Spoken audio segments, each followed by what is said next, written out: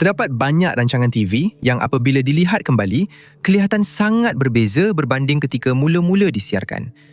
Ini mungkin disebabkan oleh perubahan iklim budaya yang biasa berlaku. Tetapi kadang-kadang, faktor di belakang tabir atau persamaan dengan dunia sebenar mempunyai impak yang lebih besar daripada yang dijangkakan. Nombor 10. Dengan lebih 800 episod sepanjang 37 musim, tidak mengejutkan bahawa terdapat beberapa episod The Simpsons yang kelihatan sangat berbeza kepada penonton moden berbanding ketika ia mula-mula ditayangkan. Ini terutamanya berlaku untuk mana-mana episod yang nampaknya meramalkan masa depan. Sesuatu yang kini menjadi terkenal dalam siri ini. Tetapi ada satu episod yang lebih baru yang mempunyai detik yang jauh lebih gelap daripada apa yang penulis rancangkan pada asalnya, disebabkan oleh persamaan yang menyeramkan dengan kehidupan sebenar. Mencari Encik Goodbar ialah episod The Simpsons tahun 2017. Ia tidak mendapat penilaian yang tinggi dan kebanyakan peminat hari ini hanya mengingatinya kerana plot sampingan yang memfokuskan kepada satu kegilaan yang sebenarnya sudah berakhir setahun sebelum episod itu disiarkan. Fokus utama episod ini adalah pada Bart apabila dia berkawan dengan wanita-wanita tua sebagai pertukaran untuk hadiah. Plot sampingan pula menyaksikan Homer dan Lisa menjadi taksub dengan Pokemon Get yang jelas merupakan parodi kepada permainan muda alih Pokemon Go. Episod ini mengetengahkan banyak kritikan terhadap aplikasi tersebut, tetapi fokus utamanya adalah pada keselamatan para pemain. Sepanjang tahun 2016, terdapat banyak laporan berita mengenai orang yang menghadapi masalah atau mengalami kemalangan semasa bermain aplikasi itu kerana mereka tidak melihat ke mana mereka pergi. Dalam episod The Simpsons, kedua-dua Homer dan seorang rakan sekerja berjalan masuk ke dalam reaktor nuklear ketika cuba menangkap raksasa dalam permainan itu. Homer kemudiannya diserang oleh seekor sigung setelah menyangka ia adalah makhluk digital yang dipanggil Stunkiss. Lisa mencadangkan bahawa Homer perlu ada seseorang bersamanya semasa dia bermain permainan itu. Sesuatu yang juga disarankan oleh pencipta Pokemon Go kepada pemain di dunia sebenar. Sebahagian besar kritikan terhadap episod itu datang daripada fakta bahawa parodi tersebut dibuat setahun terlalu lewat. Dalam kehidupan sebenar, kegilaan Pokemon Go sudah pun pudar menjelang akhir tahun. The Simpsons malah nampaknya mengakui perkara ini apabila Homer memberitahu Marge bahawa dia pasti kegilaan itu akan berakhir tidak lama lagi. Dan lelaki buku komik itu mendakwa bahawa permainan itu atau sekurang-kurangnya pernah lebih besar daripada Jesus, menunjukkan bahawa ia sudah mula pudar. Tetapi bagi kebanyakan penonton, ia hanyalah episod yang mudah dilupakan. Namun, itu tidak berlaku di Rusia. Saluran TV Rusia, 2X2, mengumumkan bahawa mereka tidak akan menyiarkan episod tertentu The Simpsons ini apabila ia dijadualkan keluar di negara itu. Berita itu muncul hanya beberapa hari sebelum seorang penulis blog disabitkan dengan kesalahan menghina agama kerana satu insiden yang sangat mirip dengan jenaka dalam episod tersebut. Pada satu ketika, Homer masuk ke dalam gereja bandar untuk cuba menangkap raksasa dalam aplikasi itu.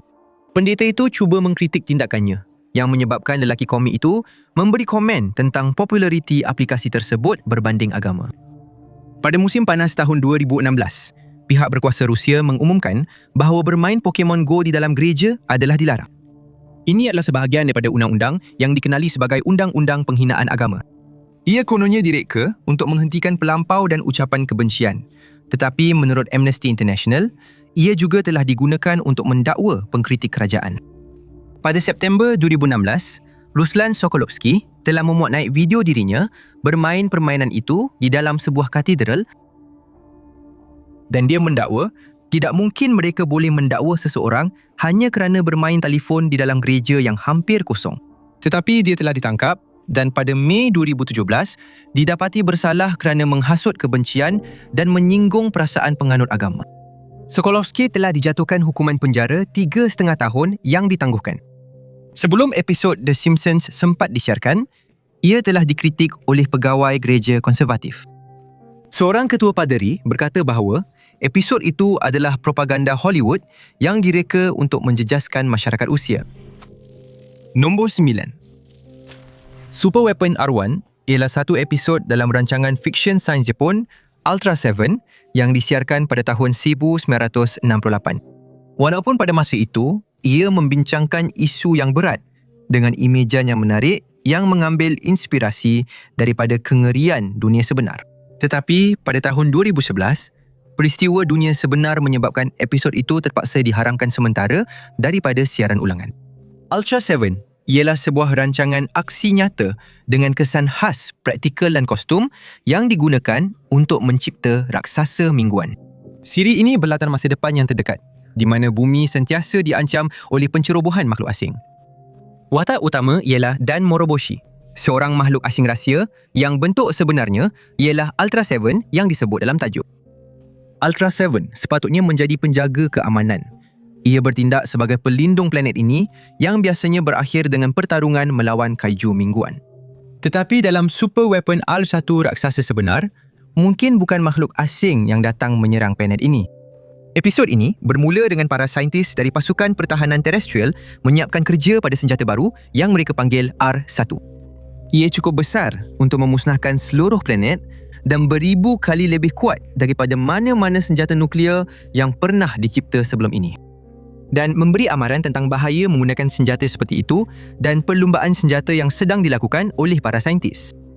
Persamaan antara perlumbaan senjata perang dingin dan penggunaan senjata nuklear sebagai pencegah adalah jelas, dan penulis Ultra 7 dengan jelas menunjukkan bahawa mereka tidak melihat perlumbaan senjata ini sebagai sesuatu yang baik.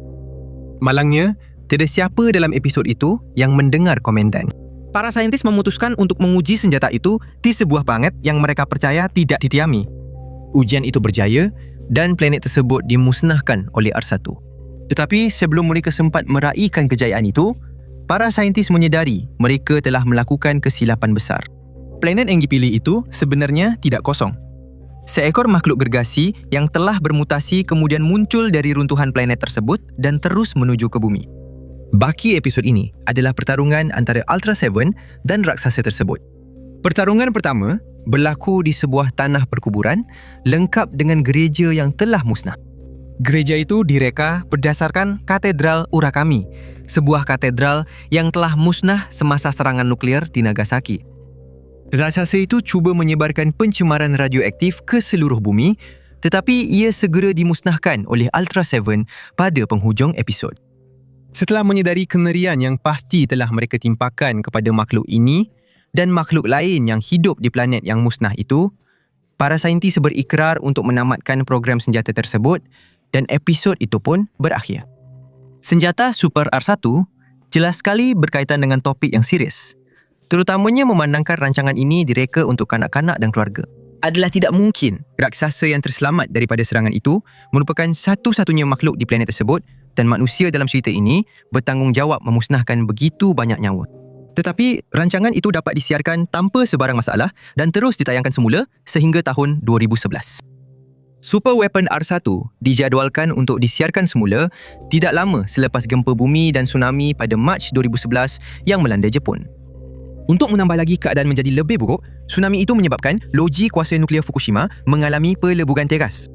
Pada masa itu, ramai orang yang tinggal berhampiran bimbang tentang bahaya pencemaran nuklear yang datang dari loji kuasa tersebut.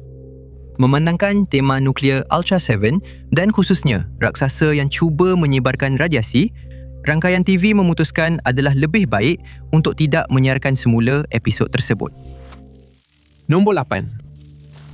Newlyweds ialah salah satu rancangan reality TV pertama yang pernah disiarkan.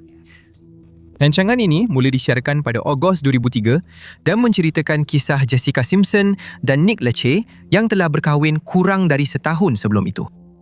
Rancangan ini hanya bertahan selama 3 musim dan membuka jalan kepada bintang reality TV serta budaya influencer yang kita lihat hari ini. Tetapi ia juga merakamkan perkahwinan yang sedang bermasalah dan berakhir hanya beberapa bulan selepas musim terakhir tamat disiarkan. Dari masa ke masa, peminat rancangan itu lebih cenderung kepada Simpson yang menjadi jauh lebih popular dalam media.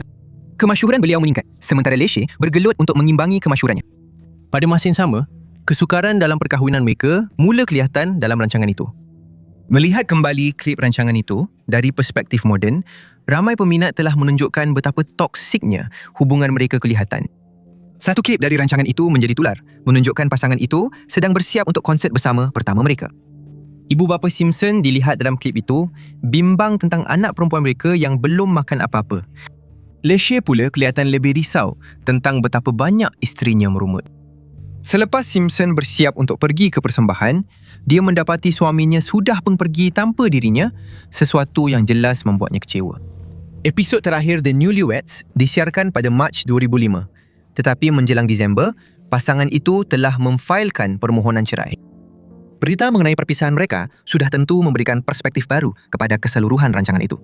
Ada yang menyalahkan rancangan reality TV itu atas perpisahan perkahwinan mereka, walaupun Simpson telah menegaskan bahawa itu bukan puncanya. Dia percaya mereka tetap akan berpisah walaupun tanpa kehadiran kamera, dan memainkan watak seperti dalam rancangan itu sebenarnya membantu mereka bertahan lebih lama. Tetapi bagi Leslie, itulah sebahagian daripada masalahnya.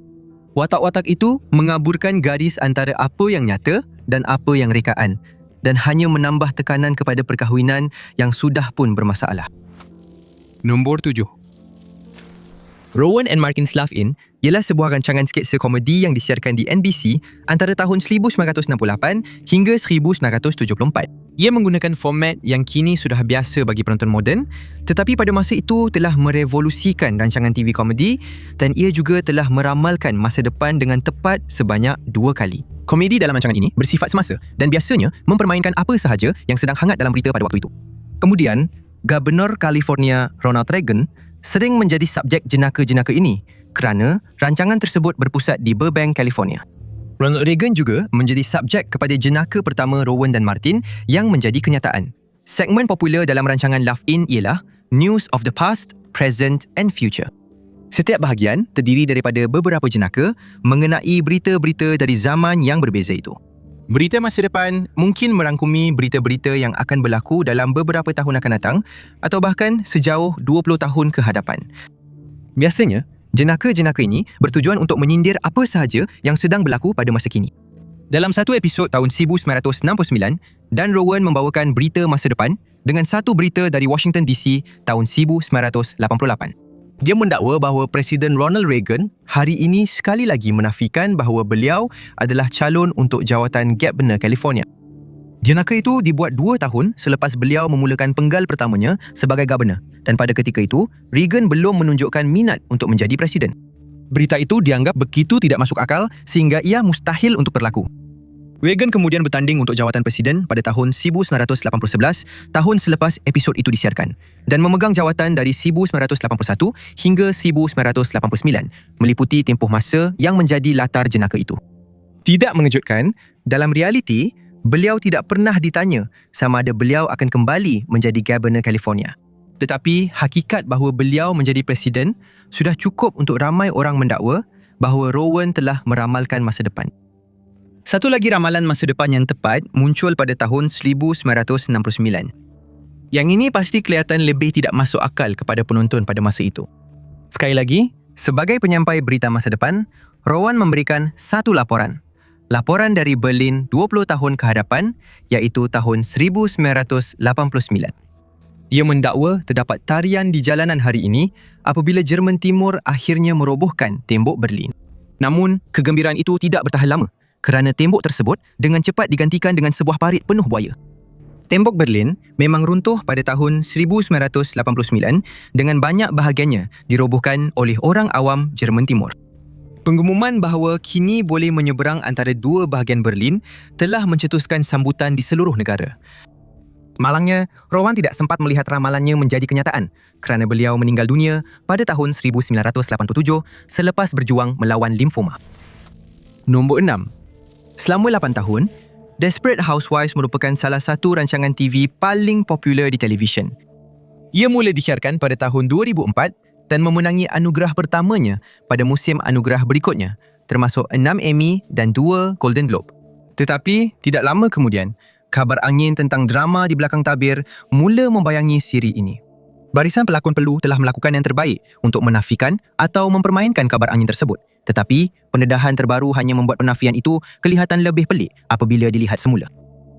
Selepas Desperate Housewives memenangi anugerah Golden Globe untuk siri terbaik, musikal atau komedi, bintang-bintang rancangan itu telah dijemput ke sesi penggambaran oleh Vanity Fair. Ia adalah satu lagi petanda bahawa rancangan itu bukan sahaja popular, tetapi juga satu fenomena budaya. Tetapi apabila edisi itu diterbitkan, Pembaca mendapat lebih daripada apa yang mereka jangkakan. Di bawah gambar muka depan 5 bintang rancangan itu yang berposing dengan pakaian renang, terdapat subjudul Opera Sabun Kehidupan Sebenar di sebalik rancangan TV paling hangat. Anda tidak akan percaya apa yang terpaksa dilakukan hanya untuk mendapatkan gambar ini. Dalam langkah yang sangat luar biasa bagi majalah itu, ia memaparkan sebuah artikel yang menerangkan semua masalah yang dihadapi oleh pasukan fotografi ketika cuba mendapatkan gambar utama tersebut. Penulis itu menerangkan bahawa sebelum sesi fotografi bermula lagi, seorang wakil yang tidak dinamakan dari ABC telah tiba dengan garis panduan. Wakil tersebut memberi amaran bahawa Terry Hatcher tidak dibenarkan masuk ke bilik persalinan terlebih dahulu dalam apa jua keadaan. Jurugambar itu bersetuju dengan permintaan tersebut, tetapi Hatcher didakwa telah pun bertemu dengan pasukan persalinan dan mendapat pilihan pertama pakaian renang yang akan dipakai oleh para wanita. Semasa sesi itu, Ava Longoria menghantar mesej teks kepada wakil tersebut untuk memberitahunya bahawa keadaan tidak berjalan dengan baik. Dan Marcia Cross menjerit kepadanya supaya melakukan tugasnya apabila Hatcher beraksi di tengah-tengah gambar itu. Hatcher kemudian dilihat menangis ketika bercakap di telefon semasa perbualan yang tegang. Beberapa bulan kemudian, Longoria mempermainkan kapal angin itu di SNL. Skit itu bertajuk, Apa Sebenarnya Berlaku di sesi penggambaran foto Desperate Housewives untuk Vanity Fair. Ia menampilkan Longoria memainkan watak Hatcher, manakala pelawak tetap SNL memainkan watak pelakon lain dan wakil ABC yang tidak dinamakan. Skit itu membesar-besarkan dakwaan yang dibuat dalam artikel Vanity Fair dengan bergurau bahawa jika Hatcher berada di tengah-tengah gambar, wanita lain akan menyaman.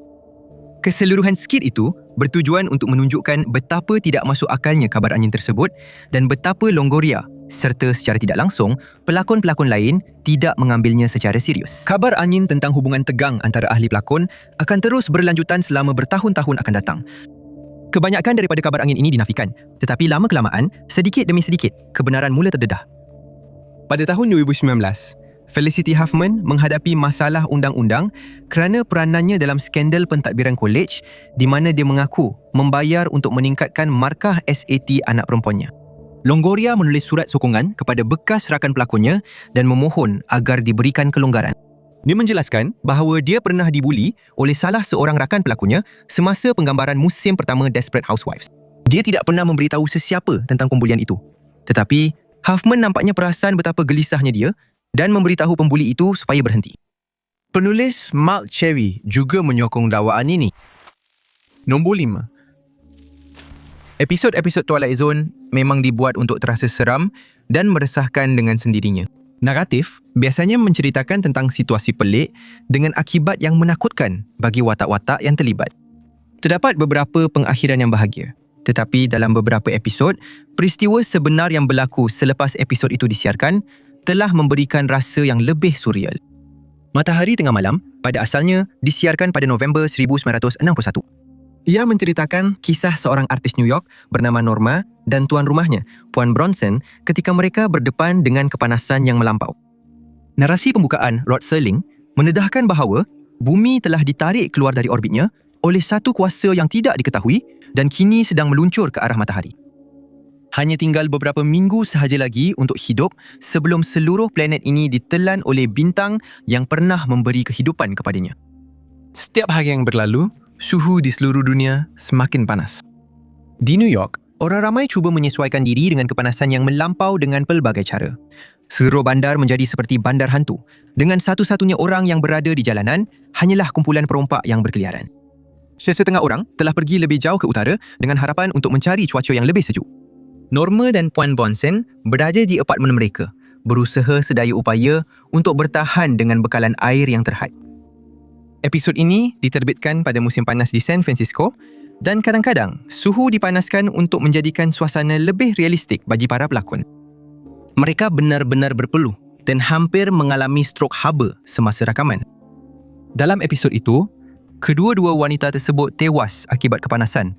Namun pada akhirnya, didedahkan bahawa keseluruhan situasi itu hanyalah khayalan Norma semata-mata.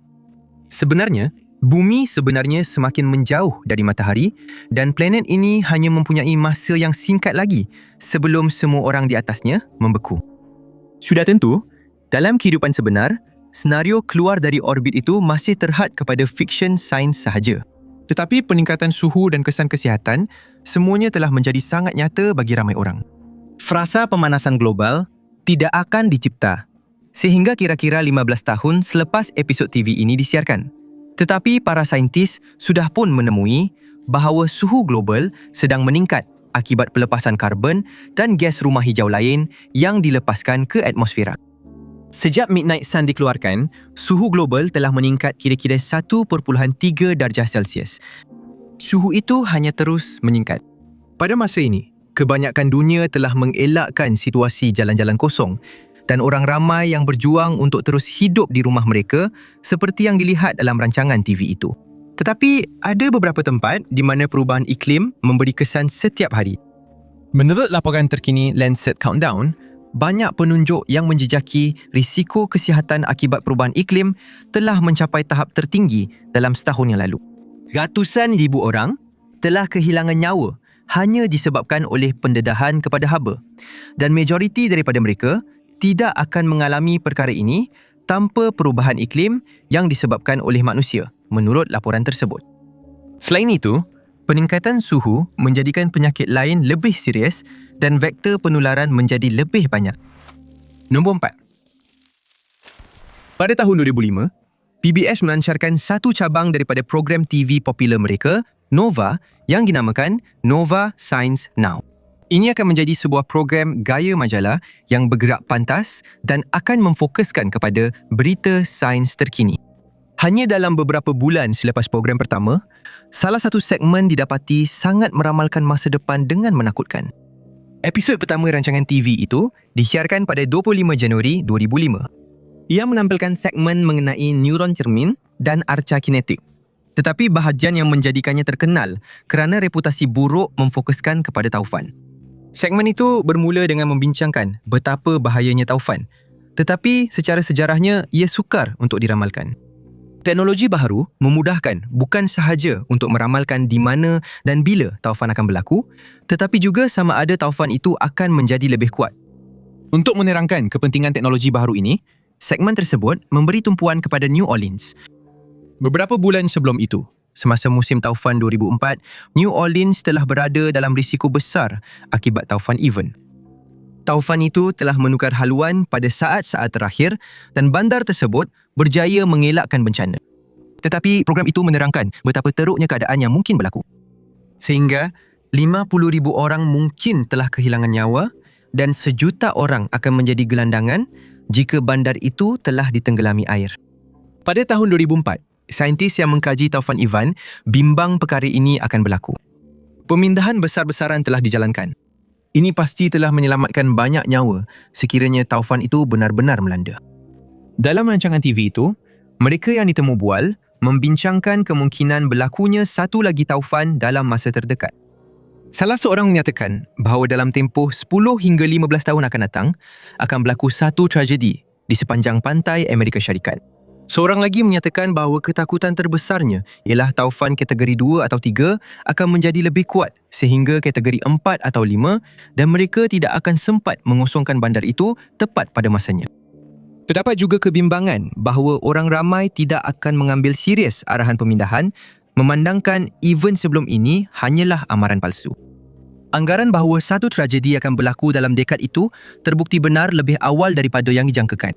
Pada Ogos 2005, hanya 7 bulan selepas episod Nova Science Now disiarkan, taufan Katrina melanda New Orleans. Adegan dan segmen berita mengenai bencana itu hampir sama seperti yang telah digambarkan dalam program PBS tersebut. Seperti yang digambarkan dalam rancangan TV itu, ban penahan banjir yang sepatutnya melindungi bandar tersebut telah melimpah dan gagal berfungsi. Air dari tasik dan sungai berdekatan membanjiri bandar, digabungkan dengan air yang datang terus dari taufan. Seluruh bandar itu tenggelam di bawah air. Ramai daripada mereka yang tidak kehilangan nyawa telah kehilangan segala-galanya yang lain. Kajian-kajian kemudian mendapati bahawa ramai orang tidak berpindah sebahagiannya disebabkan oleh pengalaman mereka dengan amaran palsu yang berkaitan dengan taufan Ivan. Satu lagi ketakutan yang dinyatakan dalam rancangan itu, PBS memberi tumpuan kepada New Orleans kerana mereka tahu kemusnahan akibat taufan Katrina berkemungkinan akan berlaku pada masa hadapan. Tetapi, mereka tidak dapat menjangka betapa cepatnya ramalan itu akan menjadi kenyataan. Nombor 3. Pada tahun 2007, program dokumentari TV BBC, Panorama, menyorot Scientology, ahlinya dan beberapa pengkritik terbesarnya. Ia merupakan salah satu episod paling banyak ditonton dalam program itu, sebahagiannya disebabkan oleh kontroversi yang telah tercetus dalam beberapa minggu sebelum tarikh siaran.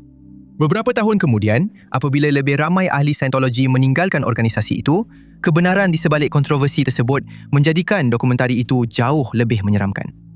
Scientology and Me mengikuti wartawan penyiasat John Sweeney ketika beliau cuba menghasilkan sebuah dokumentari mengenai gereja tersebut. Premis asal episod itu ialah Sweeney akan menyiasat sama ada gereja itu masih layak mendapat reputasi buruknya. Pada tahun 1994, seorang hakim Mahkamah Tinggi LA telah menggambarkan Scientology sebagai pelik dan paranoid, serta sebuah organisasi yang mengganggu musuh-musuhnya dan menyakiti ahlinya. Dalam tahun-tahun selepas penilaian itu, gereja tersebut mendakwa telah mengubah banyak amalannya.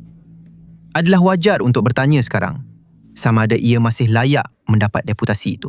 Tetapi ia jelas sekali bahawa Sweeney akan menghadapi masalah. Sepanjang dokumentari itu, dia sentiasa diekori oleh Tommy Davis, jurucakap antarabangsa organisasi tersebut. Pada asalnya, gereja itu nampaknya ingin membantu dalam pembikinan dokumentari tersebut. Namun, itu berubah apabila BBC bertegas untuk menemu bual penentang dan pengkritik organisasi itu. Sesuatu yang tidak diingini oleh para penganut Scientology. Sweeney tetap menjalankan temu bual ini walau apapun. Sekurang-kurangnya sekali, Davis muncul tanpa amaran di salah satu temu bual ini, walaupun dia tidak diberitahu mengenainya terlebih dahulu. Pada satu lagi kesempatan, kru TV menemu bual seorang wanita yang anak perempuannya memutuskan hubungan selepas menyertai kultus itu.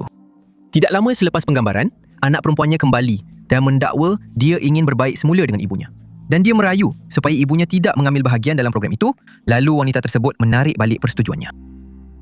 Sepanjang penggambaran, Sweeney merasakan dia sedang diekori oleh ahli-ahli organisasi itu.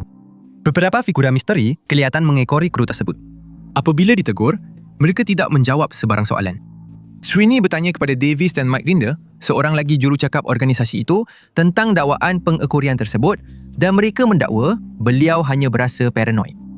Malah sebelum dokumentari itu disiarkan, ia sudah pun menjadi perbualan dan semasa penggambaran, Sweeney hilang sabar terhadap Davis. Davis menuduh wartawan itu memberi layanan istimewa kepada seorang pengkritik Scientology. Kedua-dua lelaki itu meninggikan suara semasa pertengkaran dan Sweeney dirakam menjerit tentang bagaimana Davis tidak berada di awal temu bual dan tidak boleh tahu sama ada Sweeney telah meminta bukti bagi dakwaan tersebut. Sebaik sahaja Sweeney mula menjerit, Davis kelihatan menjadi lebih tenang. Sebuah klip pertengkaran itu telah dikongsi oleh gereja di YouTube yang kelihatan menunjukkan Sweeney sebagai marah dan agresif manakala Davis pula tenang. Sweeney mengaku bahawa dia telah bertindak secara tidak wajar dan mendakwa dia telah meminta maaf pada masa itu. 3 tahun selepas Scientology and Me diterbitkan, Sweeney kembali membincangkan topik itu sekali lagi dalam The Secrets of Scientology, satu lagi episod Panorama. Pada ketika ini, Rinder telah meninggalkan organisasi tersebut dan menurut Rinder, Ketua Scientology, David Miscavige, tidak berpuas hati dengan cara dia mengendalikan dokumentari itu. Ini adalah sebahagian daripada sebab mengapa dia dihantar ke England dan dipaksa keluar daripada barisan atasan gereja dan Rinder membelut serta bercakap dengan Sweeney dalam program susulan itu. Dia mengakui bahawa Sweeney bukan sekadar berasa paranoid apabila dia risau tentang dirinya sedang diekori. Dia sebenarnya sedang diekori. Organisasi itu terlibat dalam beberapa aktiviti untuk cuba membuat BBC menghentikan dokumentari tersebut, termasuk mengekori Sweeney sepanjang penggambaran. Nombor 2. Rancangan Morton Downey Jr. disiarkan selama 3 tahun antara 1987 dan 1989. Dalam tempoh itu, ia telah mengubah landscape media selama-lamanya, walaupun hostnya kini sudah banyak dilupakan. Downey telah diiktiraf sebagai perintis format TV sampah.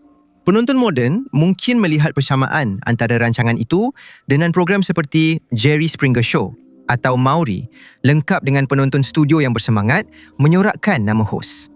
Tetapi, sementara Springer dan Maury biasanya membincangkan isu-isu antara individu awam, Downey tidak segan untuk membincangkan topik-topik hangat yang penting dan sedang diperkatakan pada masa itu. Rancangan itu gemar kontroversi. Downey menjemput tetamu untuk berbincang tentang segala-galanya daripada filem pembunuh bersiri hingga hak sivil. Apa sahaja yang boleh mencetuskan reaksi dalam kalangan penontonnya yang bersemangat adalah topik yang berpotensi. Downey tidak duduk sebagai pengadil antara tetamunya. Dia sama-sama terlibat dalam perdebatan seperti orang lain, termasuk keganasan. Sekurang-kurangnya sekali, dia pernah memukul seorang penonton yang tidak sependapat dengannya. Topik yang dibincangkan biasanya adalah isu yang Downey sudah ada pendirian dan dia akan memarahi serta menghina tetamu yang berada di pihak lawan dalam perbincangan itu. Dia dikenali kerana sering menyuruh tetamu untuk diam dan meniup asap rokok ke muka tetamu. Merokok adalah sebahagian penting dalam rancangan itu. Downey pernah berbangga mengatakan bahawa dia merokok 4 bungkus rokok sehari dan akan merokok tanpa henti sepanjang program itu. Topik hak perokok sering dibangkitkan sepanjang program itu dan pendirian Downey tidak pernah berubah sepanjang siri tersebut. Pada masa rancangan Morton Downey Jr. disiarkan, risiko kesihatan akibat merokok telah pun dibuktikan dalam literatur saintifik, tetapi industri tembakau sedang cuba menutup perkara ini. Ia bukan sahaja penting untuk kempen PR menjadikan merokok kelihatan hebat, tetapi mereka juga perlu membuatkan ia nampak seolah-olah sains masih belum diputuskan. Sesiapa yang cuba bersuara dan mendedahkan kebenaran tentang merokok akan menjadi sasaran kempen fitnah yang direka untuk menjatuhkan kredibiliti mereka. Salah seorang sasaran kempen ini ialah Stanton Glantz. Glantz ialah seorang profesor perubatan di Universiti California dan telah menjalankan kajian mengenai bahaya merokok. Beliau mengetuai kempen untuk dasar bebas asap rokok dan hak bukan perokok.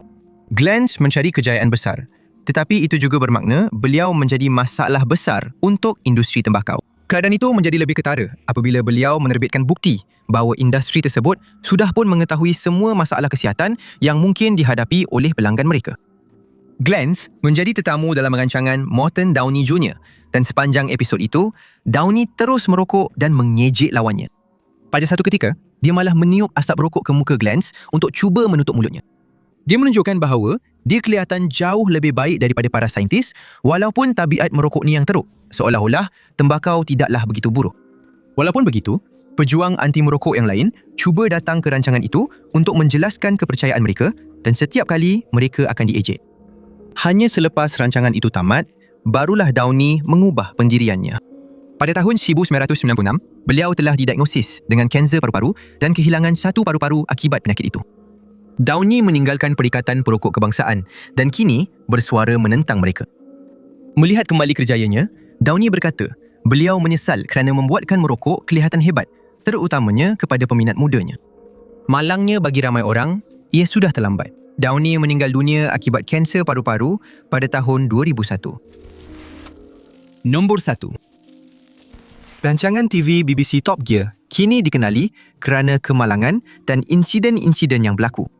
Kebiasaannya, ia dipaparkan sebagai gurauan dan para pengacara jarang mengalami kecederaan serius akibat pusingan, terbalik atau kemalangan yang mereka alami. Tetapi satu gurauan dalam episod musim ke-8 dilihat dalam sudut yang sangat berbeza hanya beberapa bulan kemudian. Episod 8 ialah episod terakhir musim ke-8 The Car Show yang pertama kali disiarkan pada Julai 2006.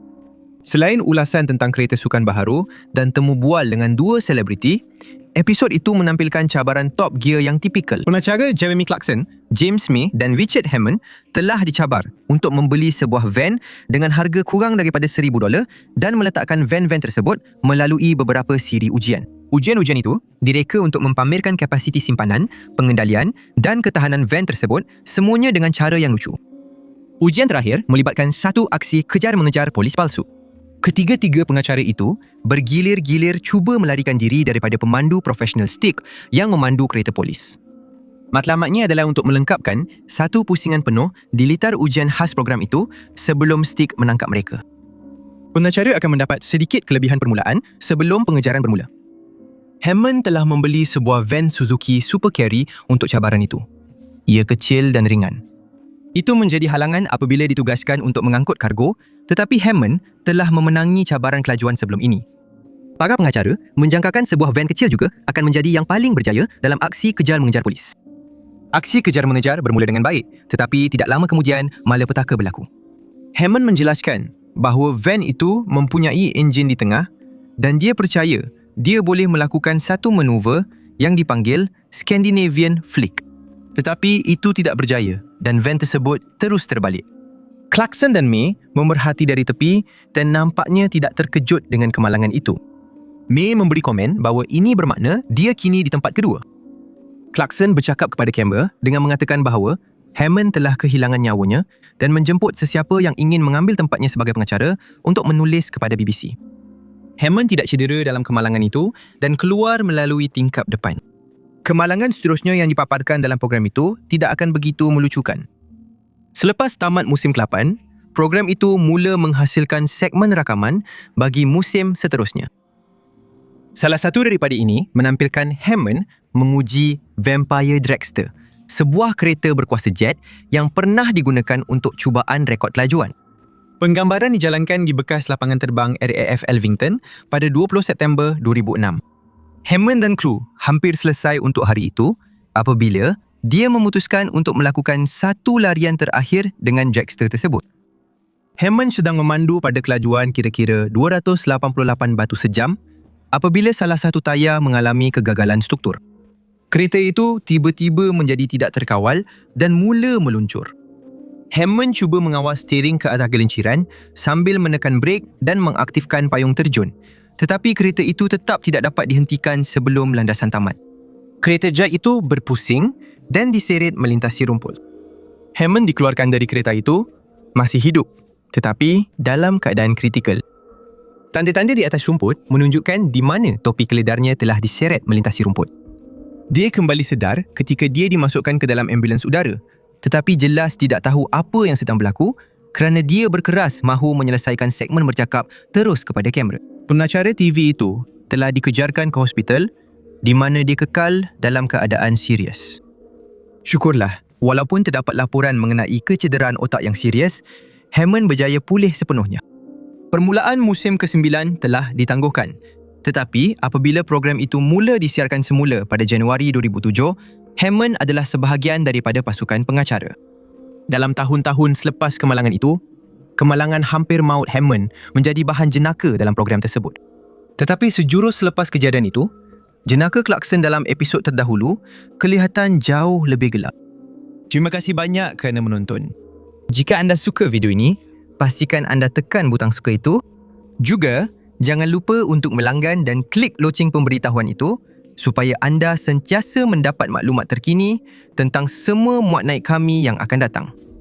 Nama saya Top 5 Unknowns dan saya akan jumpa anda semua di video seterusnya.